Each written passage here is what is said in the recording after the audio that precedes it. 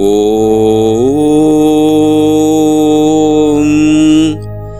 యం వేదం శివ విష్ణుదేవి గురవః స్తున్వంతి దివ్యైస్తవైః భావైర్బోధక వాక్యకావ్యరచనైః గాయంతి యం సాధకాః ధ్యానావస్థిత తద్గతేన మనసా పశ్యంతి యం భారతాః యస్యాంతం న విదుఃసురాసురగణాః వేదాయ తస్మై నమః వేదాయ తస్మై నమః. శ్రీవేదశరణం సమస్తజగతాం వేదం వినా కా గతిః వేదేన ప్రతిహన్యతే కలిమలం వేదాయ తస్మై నమః. వేదాత్ సిద్ధ్యతి మోక్షధర్మరుచిరో వేదస్య దాసోస్మ్యహం వేదే చిత్తలయ సదా భవతు మే భో వేద మాముద్ధరా. ఓం వేదం వందే పరాత్మానం ఋగ్యజుస్సామరూపిణం బ్రహ్మ విష్ణు శివాత్మానం సచ్చిదానంద విగ్రహం. ఓం గణానాం త్వా గణపతిగుం హవామహే కవిం కవీనాముపమశ్రవస్తమం జ్యేష్ఠరాజం బ్రహ్మణాం బ్రహ్మణస్పత నః శృణ్వన్నోతిభిः సీదసదనం. ఓం శ్రీ మహాగణాధిపతయే నమః. ఓం శ్రీ సరస్వత్యై నమః. ఓం శ్రీ వేదపురుషాయ నమః. ఓం శ్రీ గురుభ్యో నమః. హరి ఓం. ఓం నమో భగవతే శ్రీ వేదపురుషాయ. జై శ్రీ వేదం. మనం ఈ ప్రపంచములో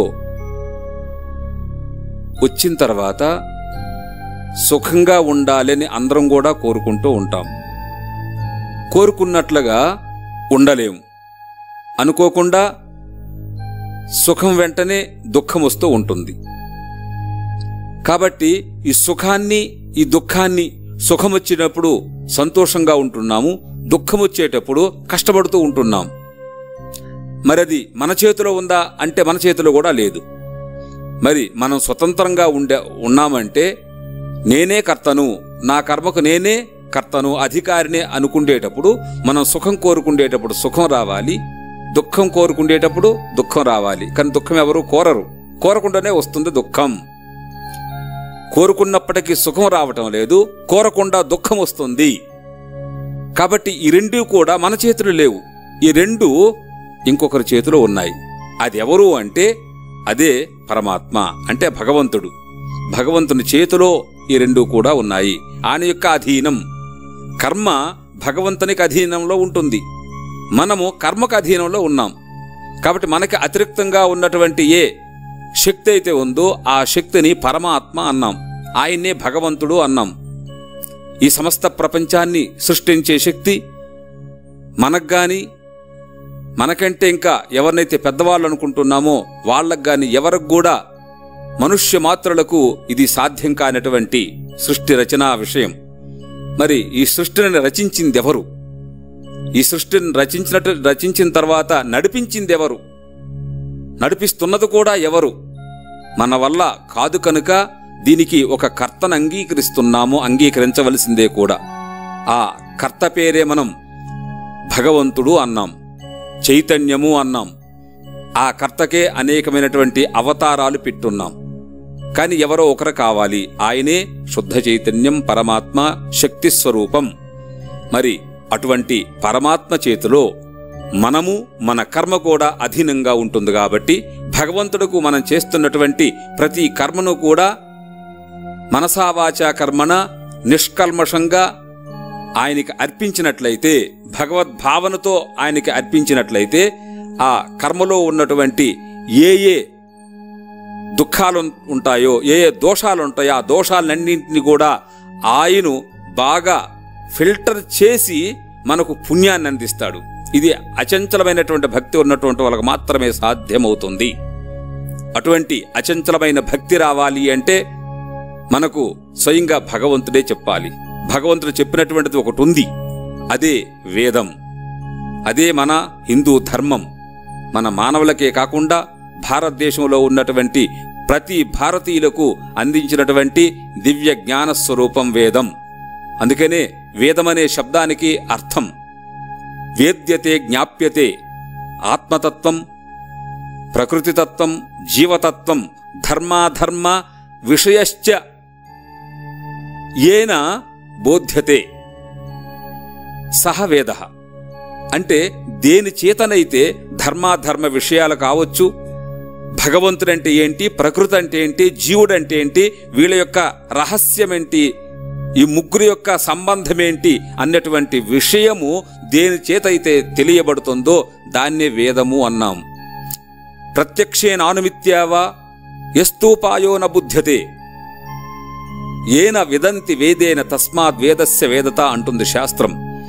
మన ప్రత్యక్షం ద్వారా కానీ అనుమానం ద్వారా కానీ ఏ విషయమైతే మనకు తెలియదో అటువంటి విషయము దేని చేత తెలియబడుతుందో, అంటే మనకు అర్థం కానిటువంటిది అతీతమైనటువంటి ఏ అదృష్ట స్వరూపం అయితే ఉంటుందో, స్వర్గాది జన్మలు కావచ్చు, స్వర్గాది లోకాలు కావచ్చు, అవన్నీ కూడా ప్రత్యక్షం ద్వారా కానీ అనుమానం ద్వారా కానీ అర్థమయ్యే పరిస్థితిలో లేవు. అది కేవలం వేదం చెప్తుంది కాబట్టి వేదం చెప్పిన మాట సత్యం, వేదవాక్కు అంటాం. అంటే అంతకంటే గొప్ప వాక్కు ప్రపంచంలో ఏమీ లేదు. ఎటువంటి వారు ఉచ్చరించినప్పటికి కూడా దాన్ని ఉదాహరణంగా తీసుకునేటప్పుడు ఏమంటాము, వేదవాక్కురా అంటాం. అంటే వేదము నిష్కల్మషంగా నిస్సంకోచంగా చెబుతోంది. ఎందుకంటే మనకు ఏదైనా విషయం చెప్పాలనుకునేటప్పుడు మనకు అమ్మ కావచ్చు, నాన్న కావచ్చు, తాత కావచ్చు, వీళ్ళందరూ కూడా నిస్సంకోచంగా ఉన్నటువంటి విషయాలను ధర్మాలను మనకు బోధిస్తారు. వాళ్ళు ఏ కల్మషంగా ఉంచుకోరు. ఎందుకంటే వాళ్ళు మనకు ఆప్తులు, మన యొక్క మంచి చెడ్లంతా కూడా వాళ్లే చూస్తారు కాబట్టి మనకు వాళ్ళు ఆప్తులు. అదేవిధంగా భగవంతుడు కూడా, భగవంతుని యొక్క దృష్టిలో మనందరం కూడా పిల్లలం. మనకు ఆయన చెప్పినటువంటి విషయాలన్నీ కూడా చక్కగా ఏ ఇబ్బంది లేకుండా ఉండాలని మనకు చెబుతూ ఉంటారు. ధర్మము అంటే ధ్రియత ఇతి ధర్మ. అంటే ధరిస్తాం కాబట్టి ధర్మం. ధరిస్తాము అంటే దాన్ని అధ్యయనం చేసి ఆచరిస్తామని అర్థం. అధ్యయనం చేసి ఆచరించేది ప్రపంచంలో ఏంటి అంటే వేదం మాత్రమే. అధ్యయన విధి వేదానికి మాత్రమే ఉంటుంది కాబట్టి వేదం అంటే ధర్మము, ధర్మం అంటే వేదం. వేదోఖిలో ధర్మమూలం అంటుంది శాస్త్రం. అన్ని ధర్మములకు కూడా మూలమైనటువంటిది ఏంటి ప్రపంచంలో అంటే వేదం మాత్రమే. ఎన్ని ప్రమాణములున్నప్పటికి కూడా మన పెద్దవాళ్ళు కావచ్చు, మహర్షులు కావచ్చు, తల్లిదండ్రులు కావచ్చు, ఎవరైనప్పటికి కూడా వాళ్ళు కూడా ప్రమాణంగా ఉండాలి అనుకుంటే వేద విషయాన్ని పురస్కరించుకొని మనకు ఉపదేశిస్తేనే వాళ్ళ వాక్యములు కూడా ప్రమాణములు, లేకపోతే అవి కూడా ప్రమాణాలు కావు. ప్రమాణం మాత్రం వేదం మాత్రమే ప్రమాణాన్ని చెప్పి మనకు అన్ని విషయాలను చెబుతుంది. అదే వేదం యొక్క వేదత్వం. వేదవిహితో ధర్మ. ఆ వేదము ఏదైతే చెప్తుందో అదే ధర్మం. అగ్నిహోత్రం జుహుయాత్ అంటుంది. మీరు మీ ఇంట్లో ప్రతిరోజు కూడా లేచిన వెంటనే అగ్నిస్వరూపాన్ని, ప్రకాశస్వరూపుడు భగవంతుడు కాబట్టి అటువంటి భగవంతుని ప్రతి దినము కూడా లేచిన వెంటనే అగ్నిని దర్శించాలి. ఆ రోజు మనం అందరం కూడా సుఖంగా ఉంటాము, మన కార్యక్రమాలన్నీ కూడా సక్రంగా నడుస్తాయి. కాబట్టి ప్రతిరోజు ప్రకాశస్వరూపుడైనటువంటి జ్ఞానస్వరూపుడైనటువంటి అగ్నిని దర్శించాలి అని మన వేదం నిర్దేశిస్తుంది మన కొరకే. అందుకనే అగ్నిహోత్రం జుహుయాత్ అంటుంది. వేద విహితమైనటువంటి ధర్మం అది. పూజలన్నీ చేసుకోవచ్చు, అభిషేకాలు చేయొచ్చు, కానీ మొట్టమొదటి చేయవలసిన ధర్మం ఏంటంటే ప్రతి గృహస్థునకు ప్రతి ఇంటిలో కూడా అగ్నిహోత్రాన్ని వెలిగించుకోవాలి. 4 వేదముల యొక్క మంత్రాలతో ప్రతిరోజు కూడా హోమం చేసుకోవాలి. ఆ హోమం ద్వారా అగ్ని ప్రజ్వలితుంది. ఆ ప్రజ్వలినటువంటి అగ్నిని మనం దర్శించినట్లయితే మన లోపల ఉన్నటువంటి ఆ పాపములన్నీ కూడా పటాపంచలై ప్రతిరోజు కూడా నిత్య శుద్ధంగా ఉంటాం. కాబట్టి వేదం మొట్టమొదటి నిర్దేశిస్తుంది, విధిస్తుంది అగ్నిహోత్రాన్ని. కాబట్టి అది వేద విహితమైనటువంటి ధర్మం. వేద నిషిద్ధ స్వధర్మ. వేదం దేన్నైతే వద్దంటుందో, దేన్ని నిషేధిస్తుందో అదే అధర్మం. నకలంజం భక్షయేత్. మాంసాహారులుగా కావద్దంటుంది వేదం. అది నిషేధించింది. తిన్నంత మాత్రాన నన్ను చదవద్దని మాత్రం అనటం లేదు వేదం. ఇది ముఖ్యంగా అర్థం చేసుకోలేనటువంటి విషయం. ఎందుకంటే భారతదేశంలో మొట్టమొదట మన హిందూ ధర్మంగా వైదికం యొక్క సిద్ధాంతం ఏంటి అంటే మాహింసాత్ సర్వభూతాని. ఏ జీవులను కూడా హింసించే శక్తి మనకు లేదు అని నిర్దేశిస్తుంది. అయినప్పటికీ కూడా దాన్ని మనం కాస్త ప్రక్కన పెట్టి మనం ప్రతి పండుగ కూడా పండుగలన్నింటికి మనం మాంసాహారం తినాలన్నటువంటి వ్యాజ్యంతో పండుగలు చేసుకుంటున్నాం. కానీ మన ఆ మాంసాహారానికి ఆ పండుగలకి ఏ సంబంధమూ లేదు. హిందువులను చెప్పుకుంటే హింసారహితమైన అర్థం. అధ్వరం అన్నాడు. అధ్వరం అంటే హింసారహితమైనటువంటి కార్యాలను చేయమంటుంది మన శాస్త్రం. దాన్ని వేదంలో అధ్వరం అన్నాం. మరి మనకి ఆ అధికారం లేదు. ఒకవేళ మనం ఆ విధంగా ఆచరించినట్లయితే జిహ్వా చాపల్యముతో మాంసాహారంగా ఆహారులుగా మనం మారినట్లయితే మారండి. కానీ వేదాన్ని మాత్రం అధ్యయనం చేయండి, వేదాన్ని ఆరాధించండి. దానివల్ల మీకు ఆ కార్యక్రమాలు కూడా తగ్గుతాయి. దానివల్ల పాపం తగ్గుతుంది. పుణ్యాత్ములయ్యి భగవద్భక్తులే మోక్షాన్ని పొందుతున్నారన్నటువంటి విధానాన్ని నిర్దేశిస్తుంది వేదం. అందుకనే మాహింసాత్ సర్వభూతాని అంటుంది. ఎవరు కూడా ఇతర జంతువులను కానీ ఇతర ప్రాణులను కానీ హింసించే సామర్థ్యం కానీ హింసించే అధికారం కానీ ఏ ప్రాణికి లేదు. ఎందుకంటే మనం వాటిని సృష్టించలేదు కనుక. ఎవరైతే సృష్టిస్తారో వాటిపైనే వారికి అధికారం ఉంటుంది. మనం సృష్టించలేదు కాబట్టి మనకు వాటిపైన అధికారం ఎట్టి పరిస్థితుల్లో కూడా లేదు. అది కేవలం భగవంతునికి మాత్రమే. ప్రతి ప్రాణి కూడా ప్రపంచంకి వచ్చిన తర్వాత జీవించిన తర్వాత అలసిపోతున్నాయి కాబట్టి ఈ ప్రపంచంలో ఇంకా వాటికి సుఖం లేదు కాబట్టి మన భగవంతుడు రుద్రస్వరూపాన్ని ధరించి వాళ్ళందరినీ కూడా తన దగ్గర చెంతకు తీసుకెళ్తుంటాడు. అది ఆయన యొక్క కర్తవ్యం, మన కర్తవ్యము కాదు. అందుకనే మాహింసాత్ సర్వభూతాని ఇది వేదం నిషేధిస్తుంది. మధుపానాన్ని నిషేధిస్తుంది, మద్యపానాన్ని నిషేధిస్తుంది. కాబట్టి వేదం నిషేధించినటువంటి ఏ పనిని కూడా మనం చేయకూడదు అన్నటువంటి విధానాన్ని వేదం చెప్తుంది. కాబట్టి ధర్మం అవుతుంది అది. వేదవిహితో ధర్మ. వేదోఖిలో ధర్మమూలం. అన్ని ధర్మములకు వేదం మూలమని చెప్పాం. కాబట్టి ఆ వేదాన్ని మనం ఆచరించాలి, అధ్యయనం చెయ్యాలి. ఆ క్రమంగా మరల మనం తీసుకొని రావాలి. దేవపితృ మనుష్యానాం వేదశ్చక్షు సనాతనం అంటుంది. దేవతలకు కావచ్చు, పితరులకు కావచ్చు, మనుషులకు కావచ్చు, ప్రతి ఒక్కరికి కూడా దివ్య జ్ఞానము, దివ్య చక్షు ఏంటి అంటే ప్రపంచంలో వేదం మాత్రమే ఉంటుంది. అది ఒక శాసనం.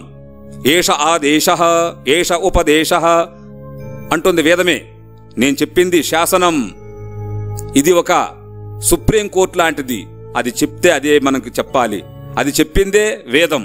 కాబట్టి వేదం చెప్పిందే వేదం.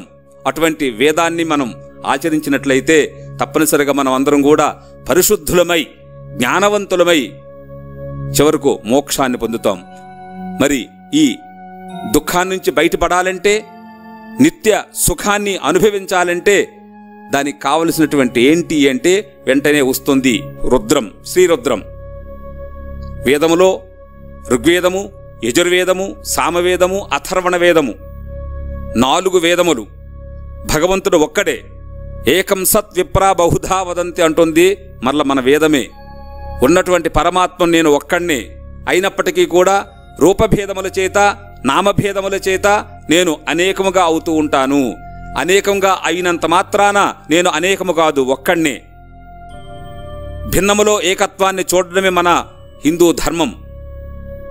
ఉన్న పదార్థం ఒకటైనప్పటికీ కూడా నామరూప భేదాల చేత అనేకంగా కనిపిస్తూ ఉంటాయి. ఇప్పుడు మట్టి ఒకటే పదార్థం. ఒక కుండ తయారవుతుంది ఆ మట్టి నుండి, ఒక బాణ తయారవుతుంది అదే మట్టి నుండి, ఒక మూకుడు తయారవుతుంది. నామ రూప భేదముల చేత అనేకమైన పదార్థాలు కనిపిస్తూ ఉండొచ్చు మనకు. కానీ ఈ పదార్థములన్నింటికీ కూడా మూలమేంటి అంటే మట్టి. వాచారంభణం వికారో నామధేయం అంటుంది మన వేదం. ఇవన్నీ కూడా వికార నామధేయములు. మృత్తికేత్యేవ సత్యం. ఈ కొండకి, బాణకు, మూకుడికి మీరు ఏ ఏ పదార్థాలు తయారు చేస్తున్నారో, ఏ ఏ వస్తువులు తయారు చేస్తున్నారో అన్ని వస్తువులకు కూడా మూలమేంటి అంటే మట్టే. ఆ మట్టిని ఎవరైతే గ్రహిస్తారో, ప్రతి పదార్థంలో కూడా ఉన్నటువంటి మట్టి సత్యం, అదెప్పుడు సత్యమే. ఆ కుండ తయారవ్వక ముందు కూడా మట్టే ఉంది. కుండ తయారయిన తర్వాత కూడా కుండ మొత్తము మట్టిగానే ఉంది. కుండ పగిలిన తర్వాత కూడా మట్టిగానే ఉంటుంది. కుండ మాత్రం ఉండదు. 3 కాలంలో కూడా ఒక సత్యస్వరూపంగా ఉన్నటువంటిది మట్టే. అదేవిధంగా భగవంతుడు కూడా ఒక్కడే అయినప్పటికి కూడా నామరూప భేదముల చేత మనకి ఇదంతా ప్రపంచమంతా కనిపిస్తూ ఉంటుంది. ఈ కనిపిస్తున్నటువంటి ప్రపంచానికి మట్టి వలె ఆధారభూతుడు ఎవరంటే పరమాత్మ. ఆయన మాత్రం ఒక్కడే సత్యస్వరూపుడు. అటువంటి సత్యస్వరూపమైనటువంటి పరమాత్మను పొందిన రోజే అదే రుద్రం వేదంలో చెప్పబడింది. అంటే యజుర్వేదములో చెప్పబడింది. వేదములో 4 అయితే ఋగ్వేదము, యజుర్వేదము, సామవేదము, అథర్వణ వేదము. ముందు చెప్పిన ప్రకారంగా ఒకే వేదము నామరూప భేదముల చేత 4గా మనం అనుకుంటూ ఉన్నాం. ఋగ్వేదమని, యజుర్వేదమని, సామవేదమని, అథర్వణ వేదమని. పేర్లు వేరువేరే ఉన్నాయి. కానీ 4 కూడా ఉన్నటువంటివి ఏంటి అంటే మంత్ర సంహిత, మంత్రస్వరూపమే. అటువంటి మంత్రములను ఇచ్చినటువంటిది మన వేదం. ఋగ్వేదం బృహద్గ్రంథంగా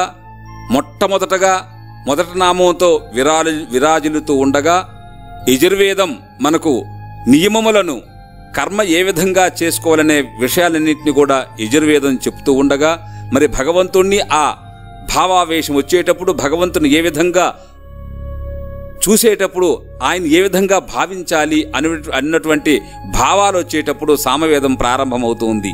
ఈ 3 యొక్క సమ్మేళనమే అథర్వణ వేదం. కాబట్టి ఈ వేదం చెప్పిన రీతిగా మనం యజుర్వేదములో రుద్రాన్ని అధ్యయనం చేయడానికి ముందుకు వెళుతూ ఉన్నాం. ఈ రుద్రాధ్యాయములో ఈ శతరుద్రీయం అన్నటువంటిది ఇది మహారుద్రోపనిషత్ అంటాం. దీన్నే నమ్మకమని కూడా అంటాము. ఇటువంటి రుద్రాన్ని అధ్యయనం చేసి శ్రవణము, మననము, నిధిధ్యాసనము చేసి ఇదే మంత్రాలతో మరల మనం అభిషేకం చెయ్యొచ్చు, యజ్ఞం చెయ్యొచ్చు. ఆ విధంగా చేసినట్లయితే పవిత్రమవుతాము. దేంతో పవిత్రమవుతాము, పవిత్రమైన తర్వాత భగవంతుని ఏ విధంగా దర్శిస్తాము అన్నటువంటి ప్రశ్న ఉదయించేటప్పుడు శతరుద్రేయేనా అంటుంది. రుద్రాన్ని మీరు జపం చేసినట్లయితే, రుద్రాన్ని మీరు శ్రవణం చేసినట్లయితే పవిత్రులవుతారు. సంసార తారణ కామః రుద్రం జపేతన్నారు. ఈ సంసారం నుంచి తరించబడాలి అంటే, దుఃఖాన్నించి బయటపడాలి అంటే చాలా సూక్ష్మంగా రుద్రాన్ని అధ్యయనం చేయండి, రుద్రాన్ని పారాయణ చేయండి, రుద్రంతో అభిషేకం చేయండి, రుద్రంతో హోమం చేయండి. మీరు పవిత్రులై ఈ సంసార సాగరం నుంచి తరించబడి భగవంతుని యొక్క సన్నిధికి చేరుకుంటారనేటువంటి విషయాలన్నీ కూడా ఈ రుద్రంలో ఉన్నాయి. కాబట్టి రుద్రాధ్యాయమే మనకు సుఖాన్ని అందిస్తుంది, రుద్రాధ్యాయం మనకు దుఃఖాన్ని పోగొడుతుంది. కాబట్టి మనం రుద్రం వరకు వెళ్ళాలి. రుద్రము అంటే ఏంటి అంటే ఈ మంత్రముల యొక్క సమూహాన్ని రుద్రం. మరి ఇందులో ఎవరున్నారు, ఎందుకు ఈ రుద్రాన్ని మనం అధ్యయనం చేయాలి అనే ప్రశ్న వచ్చేటప్పుడు ఈ రుద్రాధ్యాయానికి సంపూర్ణమైనటువంటి దేవతా స్వరూపం రుద్రుడు అంటే పరమేశ్వరుడు. మరి మనం రుద్ర అని వెంటనే ఒక భయం వేస్తుంటుంది అందరూ కూడా. రుద్రస్వరూపం ఘోరంగా ఉంటుంది, భయానకంగా ఉంటుందని భావిస్తాం. కానీ ఆ విధమైనటువంటి అర్థం ఈ శబ్దానికి లేదు. రుద్ర అని వెంటనే ఋతం అంటే దుఃఖం, ద్రావయతి నాశయతి రుద్ర. మన లోపల ఉన్నటువంటి దుఃఖాన్ని నశింపజేస్తాడు కాబట్టి ఆయనకు రుద్రుడు అని పేరు. ఋతం అంటే సుఖం, రాతి దదాతి అంటే సుఖాన్ని ప్రసాదిస్తాడు కాబట్టి ఆయనకి రుద్రుడు అని పేరు. అంటే దుఃఖాన్ని తీసి సుఖాన్ని అందించినటువంటి ఏ భగవంతుడైతే ఉన్నాడో ఆ భగవంతుడికి రుద్రుడు అని పేరు. కాబట్టి ఋతము అంటే అంతకాలముని అర్థం. అంటే మనం పుట్టినప్పటి నుండి మరలా వృద్ధాప్యం వచ్చినంత వరకు కూడా ఈ సంసార సాగరంలో ఈదుతూ ఈదుతూ అలసిపోతాం కనుక అలసిపోయినటువంటి మనల్ని చూసి భగవంతుడు కరుణామయుడై దయామయుడై మరలా తన దగ్గరకు తీసుకువెళ్తాడు. తీసుకువెళ్ళటానికి ప్రయత్నం చేసి వచ్చి ఈ ప్రాణాలను తన దగ్గరకు తీసుకుపోతాడు. కాబట్టి ఆయన రుద్రుడు అన్నాం. రోదయతి అంతకాలే ఇది రుద్రః. అంతకాలమునందు రోదయతి కాస్త ఏడిపిస్తాడు. తప్పదది. ఎందుకంటే సంపూర్ణంగా జీవితం మొత్తం ఏడ్చేదానికంటే ఆ చివరి సమయంలో ఏడవడం తప్పేమీ లేదు. ఆ ఏడ్చిన తర్వాత మరల మనం సుఖాన్ని పొందుతాం కనుక భగవత్ సన్నిధికి చేరుకుంటాం. కాబట్టి ఆ సమయంలో ఏడ్చినప్పటికీ కూడా ఏడిపి వెంటనే అంటే దుఃఖం వెంటనే శాశ్వతమైన సుఖం వస్తుంది. కాబట్టి ఆ సమయంలో ఏడ్పించడంలో ఏ తప్పు లేదు. ఎందుకంటే ఏడుస్తాం. మనకు దేహాభిమానం ఉంది. చిన్నప్పటి నుండి కూడా ఈ దేహంలో మనం ప్రవేశించి ఈ దేహంలోనే ఉంటూ ఈ దేహంతో నడుస్తూ వస్తున్నాం. కాబట్టి ఇది నా శరీరం, ఇది మమకారం వస్తుంది. ఇది నా శరీరము నా శరీరము నా శరీరము అని. కాబట్టి ఈ శరీరాన్ని విడిచిపెట్టడానికి మనస్సు ఎట్టి పరిస్థితుల్లో కూడా ఒప్పుకోదు. మరణ సమయంలో శరీరము నిస్సత్తుగా అయిపోయినప్పటికి కూడా నిర్వీర్యంగా అయిపోయినప్పటికి కూడా పూర్తిగా నశించడానికి వచ్చినప్పటికి కూడా అటువంటి శరీరాన్ని కూడా మనం విడిచిపెట్టలేక ఏడుస్తూ ఉంటాం. ఎందుకంటే అంత తాదాత్మ్యం చెంది ఉంటాం ఈ శరీరంతో, దేహాభిమానంతో ఉంటాం. దేహాభిమాన పాశైన స్థిరం బద్ధోసి పుత్రక చిరం అంటే దేహాభిమానమనే పాశము చేత కట్టబడి ఉంటున్నాము. కాబట్టి ఆ భగవంతుడు రుద్రస్వరూపుడై కరుణామయుడై దయామయుడై మనలను తన చెంతకు తీసుకువెళ్తాడు. కాబట్టి రుద్రః అన్నాం. అదే రుద్రోపనిషత్. ఇది జ్ఞానస్వరూపం. రుద్రము చేత మనకు శ్రవణము మననము నిధిధ్యాసం జరుగుతుంది. దీంతో అభిషేకం చేసినట్లయితే మనలో ఉన్నటువంటి పాపాలన్నీ పోయినట్లయితే మనకు కాస్త అంతఃకరణం శుద్ధమైనట్లయితే జ్ఞానం కలుగుతుంది. జ్ఞానం వలన జ్ఞానాదేవత కైవల్యం, జ్ఞానం వలన మోక్షం వస్తుంది. కాబట్టి మోక్షానికి కారణం జ్ఞానం, జ్ఞానానికి కారణం మరలా రుద్రం. మళ్ళీ ఆ రుద్రంలోనే ఎవరు కనిపిస్తారంటే ఏదైతే క్రమంగా వెళ్ళి మోక్షస్థానంగా ఉంటుందో ఆ మోక్షస్థానానికి ముఖ్యమైనటువంటి వాడు రుద్రుడు భగవంతుడు. కాబట్టి ఈ రుద్రం వలన మన అంతఃకరణం పరిశుద్ధమై మనము పుణ్యాత్ములమై జ్ఞానాన్ని పొంది జ్ఞానం ద్వారా తద్వారా మోక్షాన్ని పొంది మోక్షం అంటే మరలా రుద్రస్వరూపుడే. రుద్రుడి నుంచి వచ్చి మళ్ళా రుద్రం వరకు వెళ్ళాము.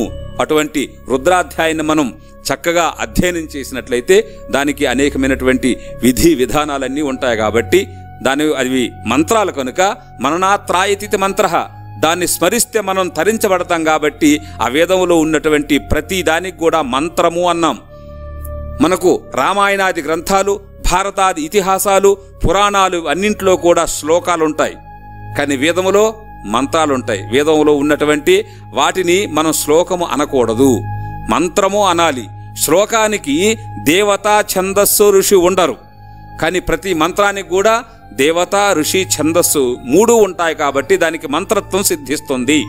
ఎందుకంటే ఆ మంత్రాన్ని 1000 సంవత్సరములు మహర్షులు తపస్సు చేసి మనకు ఛందోబద్ధంగా ఇచ్చున్నారు. కాబట్టి దానికి మంత్రత్వ శక్తి ఉంటుంది. కాబట్టి అటువంటి మంత్రాన్ని మనం కూడా స్మరిస్తే ఆ మంత్రంలో ఉన్నటువంటి ఏ దేవతా స్వరూపం అయితే ఉంటుందో ఆ దేవతా స్వరూపం యొక్క అనుగ్రహం వలన ఆ దేవత దర్శనమిస్తారు. కాబట్టి ఆ మంత్రాన్ని ఆ విధంగా మనం ఆచరించాలి. కాబట్టి మంత్రానికి చదవాలంటే ఆ మంత్రాన్ని అధ్యయనం చేయాలనుకుంటే దానికి కొన్ని నియమాలు ఉన్నాయి. అదే ముఖ్యమైన నియమాలు. అనుదాత్తము, ఉదాత్తము, సరితం. ఇదే యోగ్యత. మనిషికి యోగ్యత ఏంటి అంటే వేదమనందు పరమ భక్తి, తర్వాత అనుదాత్త ఉదాత్త స్వరితములే. ఈ రెండూ ఉంటే వేదాన్ని చక్కగా అధ్యయనం చేసి ఆరాధించవచ్చు. అటువంటి వేదాన్ని మనకి అందిస్తుంది, మంత్రరూపంగా అందిస్తుంది, రుద్రరూపంగా అందిస్తుంది. యజుర్వేదంలో ఉన్నటువంటి 4వ కాండలో ఉన్నటువంటి రుద్రాధ్యాయము, రుద్రోపనిషత్తు, శతరుద్రీయము, నమకము, చమకము అని వీటినే అంటారు. కాబట్టి అటువంటి పవిత్రమైనటువంటి మంత్రములను మనము సస్వరముగా సుస్వరముగా భక్తితో శ్రద్ధాభక్తులతో వాటిని చదివిన తర్వాత మనం కూడా ఇతరులకు అందించాలి అన్నటువంటిదే మన భారతీయ సిద్ధాంతము. వేదం అన్నటువంటిది ఎవరో ఒకరికే కాదు, భగవత్ స్వరూపం కాబట్టి భగవంతుడు ప్రతి ఒక్కరికి అవసరము. పుట్టినామంటే మరలా భగవంతుడికి సన్నిధికి వెళ్ళేంత వరకు కూడా ప్రతి ఒక్కరికి కూడా కర్తవ్యం ఉంటుంది. అందుకనే వేదములో ఏ జాతి భేదం కానీ, కులభేదం కానీ, వర్గభేదం కానీ, లింగభేదం కానీ లేదు. ప్రతి ఒక్కరూ కూడా వేదాన్ని చదవాలి కాదు, చదవచ్చు కాదు, చదివే తీరాలి. హిందువుగా పుట్టామంటే కనీసం వేదాన్ని అధ్యయనం చేయడమే మన కర్తవ్యం. లేకపోతే భారతదేశంలో పుట్టే అధికారమే మనకు లేదు. భారతదేశంలో పుట్టామంటే వేదాన్ని అధ్యయనం చెయ్యాలి. చేసినటువంటి అధ్యయనాన్ని, చేసినటువంటి ఆ మంత్రాలను, ఆ జ్ఞానాన్ని ఇతరులకు పంచిపెట్టాలి అనేటువంటి సిద్ధాంతాన్ని మనం తీసుకొని రావాలి. భారతదేశంలో ప్రమాణ గ్రంథం ఏంటి అంటే వేదం. ఆ వేదం ఎవరో ఒకరి దగ్గర కాకుండా, ఎక్కడో ఒక దగ్గర కాకుండా ప్రతి ఇంటికి, ప్రతి వ్యక్తికి వెళ్ళాలి. వేదం అన్నటువంటిది వాళ్ళకి మార్గం చూపించే తల్లి, తండ్రి. వేదం అంటే సహజం కాదు, సాధారణమైనటువంటి విషయమే కాదు.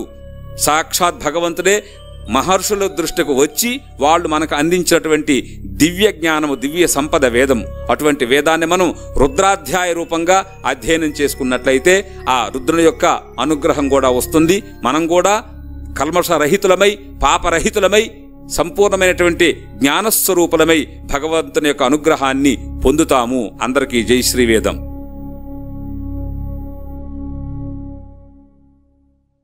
వేదం వందే జగద్గురుం. తస్మాత్ శాస్త్రం ప్రమాణంతే కార్యాకార్య వ్యవస్థితౌ అంటుంది శాస్త్రం. మనం ఏ పని చెయ్యాలన్నా మార్గనిర్దేశాన్ని ఇవ్వవలసింది ప్రపంచంలో ఏంటి అంటే వేదమే. వేదమే ప్రమాణం. వేదా ప్రమాణం అంటుంది మళ్ళా వేదం. శృతి స్మృతి విరుద్ధేతు శృతిరేవ గరీయసి అంటుంది వేదం. అంటే ఎక్కడైనా సరే మనకు సంశయం వచ్చేటప్పుడు, ఈ పని చెయ్యాలి, ఈ పని చెయ్యకూడదు అనేటప్పుడు వేదం ఒక మార్గాన్ని చెబుతుంది. ఎలా కాదు అని మళ్ళా స్మృతి గాని, వేరే పుస్తకాలు గాని, వేరే గ్రంథాలు గాని, వేరే గురువులు గాని, మనుషులు గాని వేరే విధంగా చెప్పాలనుకుంటే మాత్రం అవి ప్రమాణం కాదు. వేదమే ప్రమాణం. వేదం ఏ విధంగా చెప్పిందో అదే విధానాన్ని, అదే మార్గాన్ని మనం అవలంబించాలి. ఎందుకంటే వేదం అన్నటువంటిది యథార్థంగా చెబుతుంది. ఆప్తస్తు యథార్థ వక్త. అది కేవలం పరమేశ్వరునికే, ఒక భగవంతుడికే తగును. ఏ కల్మషము లేకుండా ఉన్నది ఉన్నట్లుగా మనం ఏ విధంగా ఈ ప్రపంచంలో జీవించాలి, తర్వాత మోక్షాన్ని ఏ విధంగా పొందాలన్నటువంటి మార్గాన్ని ఏ కల్మషము లేకుండా చెప్పేది ప్రపంచంలో ఏంటంటే వేదమే. అది స్వతః ప్రమాణం. మరి వేదం ప్రమాణమా అవునా కాదా అని చెప్పడానికి ఇంకేమైనా కావాలంటే ఏం అవసరం లేదు. ఏది చెప్పాలనే దానికి ఒక ప్రమాణం కావాలి.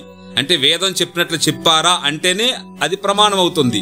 మరి వేదం చెప్పింది ప్రమాణమా అని ఇంకేదైనా చెప్పాలంటే లేదు. వేదం చెప్పింది ప్రమాణం అని వేదమే ప్రమాణం.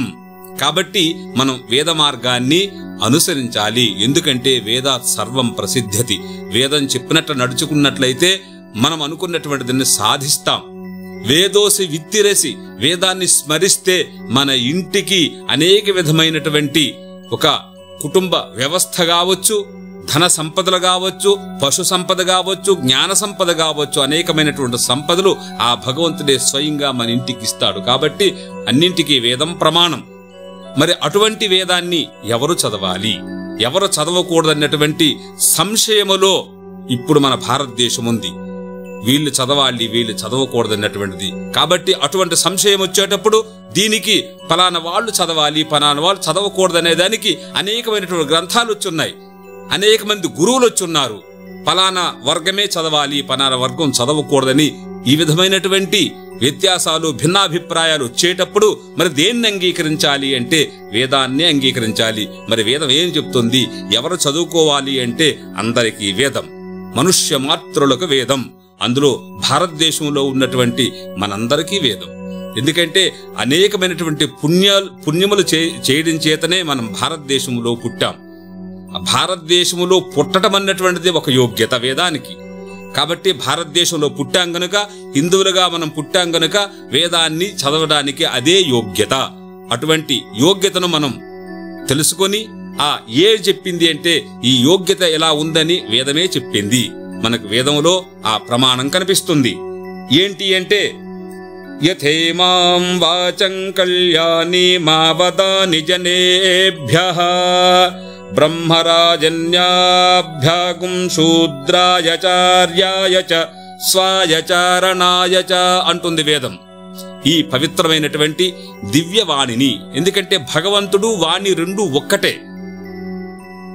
ఎందుకంటే ఈ వాక్కు ఏదైతే ఉందో ఆ వాచ్యము వాచకము ఈ రెండింటికి అభేదమన్నటువంటి దాన్ని మనం అంగీకరించాం.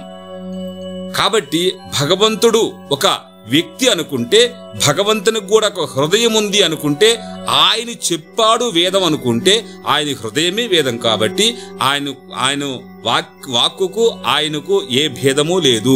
భగవంతుడే వేదం, వేదమే భగవంతుడు. భగవంతుడు తన యొక్క వాణి ద్వారా మనకు తన యొక్క మార్గాన్ని చెబుతూ ఉన్నాడు. ఈ వేదాన్ని, ఎందుకంటే ఈ లోకములో ఏ విధంగా జీవించాలి, మరలా మోక్షాన్ని ఏ విధంగా పొందాలి, శ్రవణ మనన నిధిధ్యాసములతో ఏ విధంగా ఆ బ్రహ్మతత్వాన్ని పొందాలి, ఎందుకంటే అది దుఃఖరహితమైనటువంటి సుఖస్వరూపం. ఆత్యంత దుఃఖ నివృత్తి పరమానంద రూప ప్రాప్తి రూపమైనటువంటి ఏ ఆనంద రూపమైన మోక్షమైతే ఉందో ఆ మోక్షాన్ని పొందాలి. మనుషులుగా పుట్టిన తర్వాత సంసారంలో అనేకమైనటువంటి దుఃఖాలు వస్తుంటాయి, అనేకమైన సమస్యలు వస్తుంటాయి కదా. ఆ సమస్యలు పరిష్కరించుకోవడం ఎలా అన్నటువంటిది వేదమే చెబుతుంది. ఈ జన్మలో కూడా అభ్యుదయ నిశ్రేయసాన్ని, ఈ లోకంలో ఏ విధంగా సుఖంగా జీవించాలి, ఏ విధంగా ఆనందంగా జీవించాలి, సమస్యల నుంచి ఏ విధంగా ముందుకు పడాలి. అనేకమైనటువంటి కష్టాలు వస్తుంటాయి గృహస్థాశ్రమంలో. ఆ కష్టాల నుంచి ఏ విధంగా బయటపడాలి, బయటపడిన తర్వాత నిశ్రేయసమైనటువంటి నిత్య స్థానమైనటువంటి మోక్షాన్ని ఏ విధంగా పొందాలి అనేటువంటిది వేదమే చెబుతుంది. కాబట్టి అటువంటి వేద మార్గము, వేదము ఒకటైనప్పటికి కూడా అవి 4 రూపభేదముల చేత ఋగ్వేదము, యజుర్వేదము, సామవేదము, అథర్వణ వేదము, ఈ 4 వేదములను మనకు భగవంతుడు అందరికీ ఇవ్వాలని ఆదేశిస్తున్నాడు. యథా ఇమాం వాచం కళ్యాణీం, కళ్యాణ రూపాన్ని మనకు మంచి మార్గాన్ని చూపించినటువంటి ఈ కళ్యాణ రూపంగా ఉన్నటువంటి 4 వేదముల యొక్క వాణిని ఎవరికి ఇవ్వాలి? మీకు నేను ఇస్తున్నాను కాబట్టి మీరు కూడా ఆవదాని జనేభ్యః, జనులందరికీ ఇస్తున్నాను అన్నాడు. ఆ జనులు ఎవరెవరు అంటే బ్రహ్మరాజన్యాభ్యాం, అంటే బ్రహ్మ ఎవరికైతే జ్ఞానం కలిగిందో వాళ్ళకు కూడా, ఎవరికైతే క్షత్రియత్వం ఉంటుందో, ఎందుకంటే లోకాన్ని రక్షించాలి కాబట్టి, సమాజాన్ని కాపాడాలి కాబట్టి వాళ్ళకు కూడా ఉండాలి. గురువులు ఏ విధంగా ఉన్నారో వాళ్ళకి వేదం కావాలి. ఎవరైతే రక్షణ స్థానాల్లో ఉన్నారో వాళ్ళకి వేదం కావాలి. వైశ్యాయచ, ఎవరైతే వ్యాపారాన్ని చేసి ధనాన్ని సంపాదించి అందరికీ సహాయం చేస్తుంటారో వాళ్ళకు కూడా, ఎవరు ఏ పని చేయాలనుకున్నా సరే వేదం కంపల్సరిగా రావలసిందే. ఎందుకంటే ఆ మార్గాన్ని నిర్దేశిస్తుంది వేదం. ఒక ప్రధానమంత్రి అవ్వాలన్నా, లేకపోతే ఒక పని మనిషి కావాలన్నా ఇద్దరికీ వేదం కావలసిందే. వేదము లేకుండా ఏ పదవిని కూడా మనం సరైన మార్గంలో నడిపించలేం. వేదమే మనకు ప్రమాణంగా ఉంటూ మార్గాన్ని నిర్దేశిస్తుంది. చిన్న పిల్లల నుండి పెద్దవాళ్ళ వరకు మీరు వ్యాపారం చేస్తున్నారా, పొలం పని చేస్తున్నారా, ఉద్యోగాలు చేస్తున్నారా, కలెక్టర్గా ఉంటున్నారా, సిఏ ఉంటున్నారా, ఐఏఎస్ చదివారా, ఐపీఎస్ చదివారా, లేకపోతే ఈ రాజకీయంలో ఉన్నారా, మీరు ఏ విధంగా ఉన్నప్పటికీ కూడా ప్రతి ఒక్కరికి కూడా ఆయా పనులు చక్కగా నడవాలంటే, బుద్ధి వికసించి ఆ పనులు బాగా చేయాలంటే, మీ దగ్గర ఉన్నటువంటి వాళ్ళని కూడా బాగా చూసుకోవాలనుకుంటే, వాళ్ళకు ఉపదేశించాలనుకుంటే ప్రతి ఒక్కరికి కూడా వేదం కావాలని వేదం నిర్దేశిస్తుంది. ఇక్కడ స్త్రీ పురుష భేదము లేకుండా, లింగ భేదం లేకుండా, మత భేదం లేకుండా ప్రతి వ్యక్తికి వేదం అందాలి. కాబట్టి మనం అటువంటి ఈ భేదభావాల్ని విడిచిపెట్టి ప్రతి ఒక్కరం కూడా చదువుకున్నట్లయితే, ఒక పొలం చేసినటువంటి వాళ్ళు వేదం ఉన్నట్లయితే వాళ్ళకి ఏమి లాభం అంటే, ఏ సమయంలో వర్షం వస్తుంది, ఏ సమయంలో బీజాలను తయారు చేసుకోవాలి, బీజాలని ఏ మంత్రాలతో చేసుకోవాలి, కృషి సూక్తమే ఉంది, గోష్ఠ సూక్తమే ఉంది, అనేకమైన సూక్తాలు మన వేదంలో ఉన్నాయి. ప్రతి వ్యక్తి కూడా ఆ వ్యక్తి వికాసానికి ఉపయోగపడినట్లుగా ఆ వేదాలు సూక్తాల ద్వారా, మంత్రాల ద్వారా భగవంతుడు మనకిచ్చున్నాడు కాబట్టి, మార్గాల్ని నిర్దేశించారు కాబట్టి అటువంటి వేదాన్ని అందరూ చదవాలి.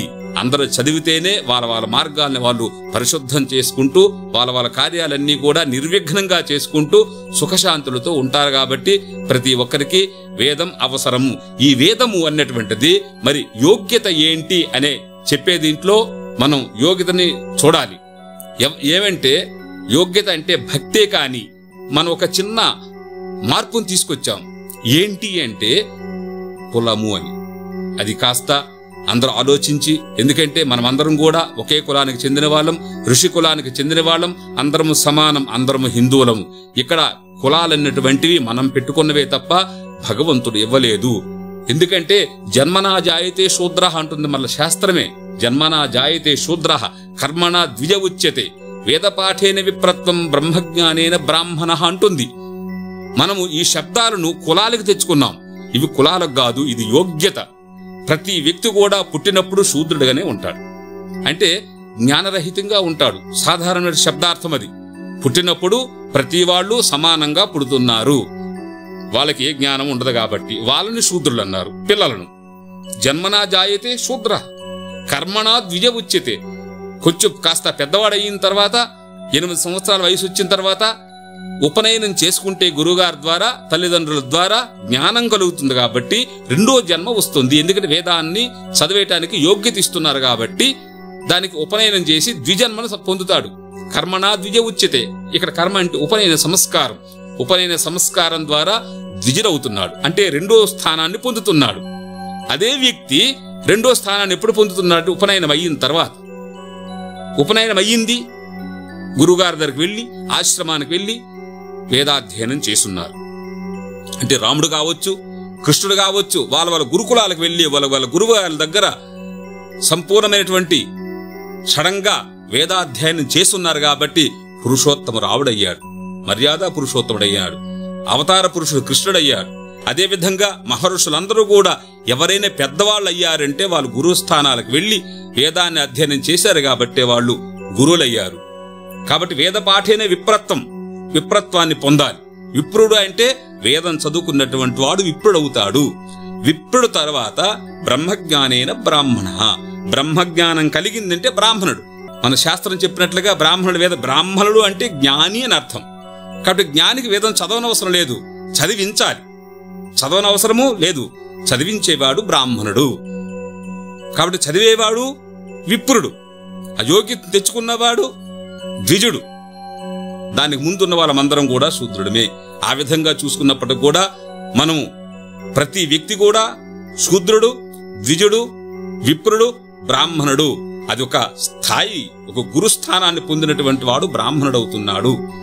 అదే వ్యక్తి బ్రాహ్మణుడు కావాలి. కాబట్టి ఏ భేదం లేకుండా, స్త్రీ పురుష భేదం లేకుండా ప్రతి వర్గం వాళ్ళు కూడా ఇప్పుడు ఏ వర్గాలు తయారు చేసుకున్నారో వాళ్ళు ఆ వర్గంలో ఉంటూ వేదాన్ని చదివినట్లయితే వాళ్ళ మార్గాలు వాళ్ళకి తెలుస్తాయి. కాబట్టి ఇంట్లో అనేకమైనటువంటి సమస్యలు వస్తాయి. కాబట్టి ఆ సమస్యలను పరిష్కరిస్తూ తల్లిదండ్రులతో ఏ విధంగా ఉండాలి, భార్యాభర్తలు ఏ విధంగా ఉండాలి, మరి బంధువులతో ఏ విధంగా ఉండాలి, సమాజంతో ఏ విధంగా ఉండాలనే జ్ఞానం వేదం వలన మాత్రమే కలుగుతుంది. కాబట్టి ప్రతి ఒక్కరూ కూడా వేదాన్ని చదివి అర్థం చేసుకొని ఆచరించినట్లయితే మీరు ఈ జన్మలో సుఖాన్ని అనుభవిస్తూ తర్వాత జన్మకి జన్మ లేకుండా కూడా జన్మరాహిత్యమైనటువంటి మోక్షస్థానాన్ని పొందుతారు. అటువంటి జన్మస్థానాన్ని, అటువంటి మోక్షస్థానాన్ని పొందడానికి ఆ వేద భగవంతుడు మిమ్మల్ని మనలందరినీ అనుగ్రహిస్తాడని భావిస్తూ అందరికీ జై శ్రీ వేదం.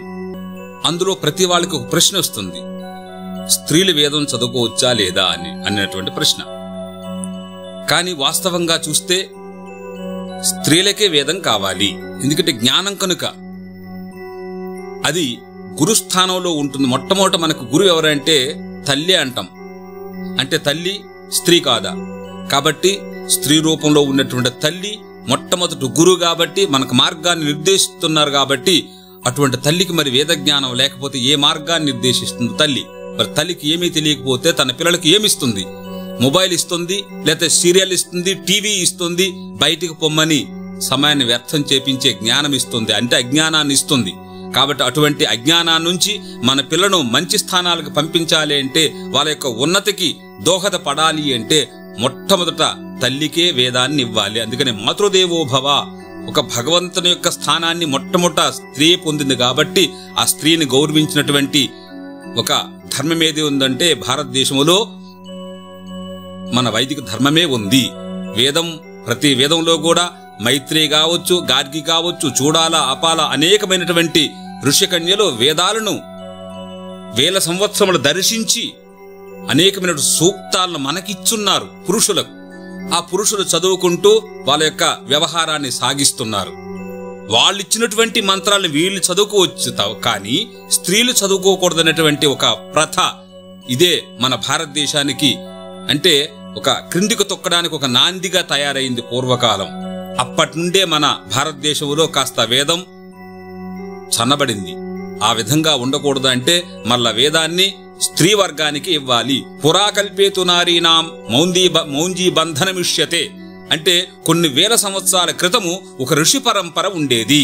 వాళ్ళకు కూడా ఉపనయనము, వేదాధ్యయనము అన్ని అధికారాలు ఉండేవి. అప్పుడే ఋషి పరంపర బాగుండేది, విజ్ఞానం బాగుండేది. కాబట్టి వాళ్ళు ఆరోగ్యవంతులుగా ఉండారు, వేల సంవత్సరాలు జీవించారు. ఎప్పుడైతే స్త్రీకి జ్ఞానం తగ్గిందో పిల్లలకు కూడా ఆ వేద జ్ఞానం తగ్గింది కాబట్టి, ఆ విజ్ఞానం నశించింది కాబట్టి ఇప్పుడు లౌకికంగా సాధారణంగా జీవిస్తున్నాం కాబట్టి, ఒక నియమం లేకుండా జీవిస్తున్నాం, ఒక క్రమం లేకుండా జీవిస్తున్నాం కాబట్టి, నశ్రేయో నియమం వినా నియమం లేకుండా ఉంటే శ్రేయస్సు కూడా ఉండదు. మనకి ఇప్పుడు శ్రేయస్సు లేకుండా ఉన్నామంటే ఒక నియమం లేదు. నియమం ఎందుకు లేదు అంటే తల్లి దగ్గర నుంచి మనం పొందలేదు. కాబట్టి మొట్టమొదట వేదాధికారము స్త్రీకే ఇవ్వాలి, స్త్రీలకే ఇవ్వాలి.